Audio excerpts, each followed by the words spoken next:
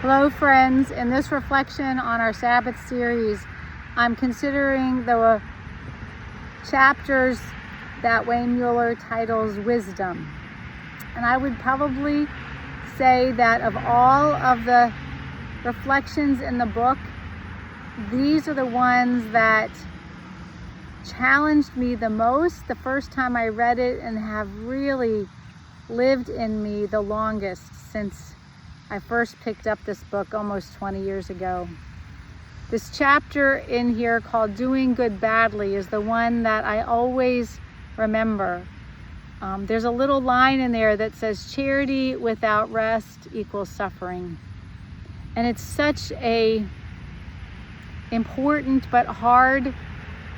lesson to learn about Sabbath, that in our rush to do good, when we don't stop to listen and to ponder both the people around us, the people that we want to be supporting, and also for spirit, we end up making decisions that we think will solve problems that really in the end just create more suffering for people. He gives some really tragic examples of what this looks like from his own life and from the life of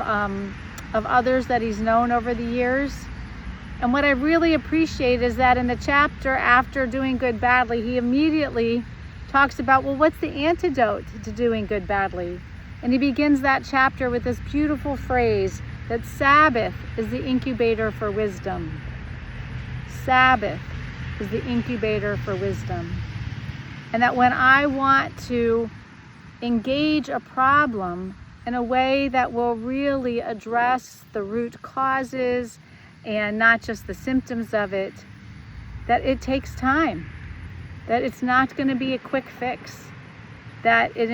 involves sitting down and listening to people, hearing them talk about and reflect on what the challenges are in their life,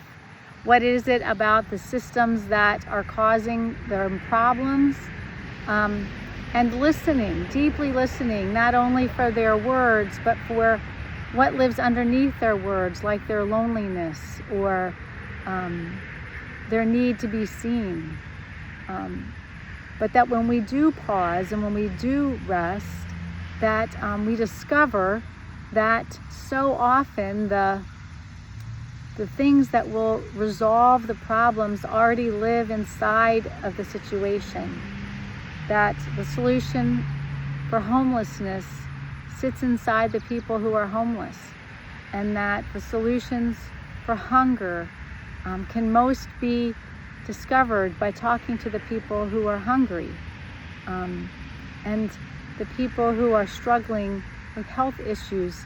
will tell you time and again that sometimes what they most need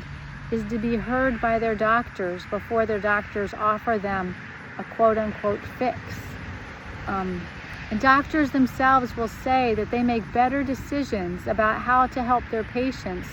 when they're not tired and when they're not rushing. And so there's lots of reasons for us to pause and take our hand off the plow and to rest. But for me, one of the most important reasons and one of the most fruitful gifts of Sabbath is when we take time to pause so that we may allow the wisdom, the solutions, the best things that Spirit has to offer us rise into our awareness, because we've stopped rushing and can finally hear.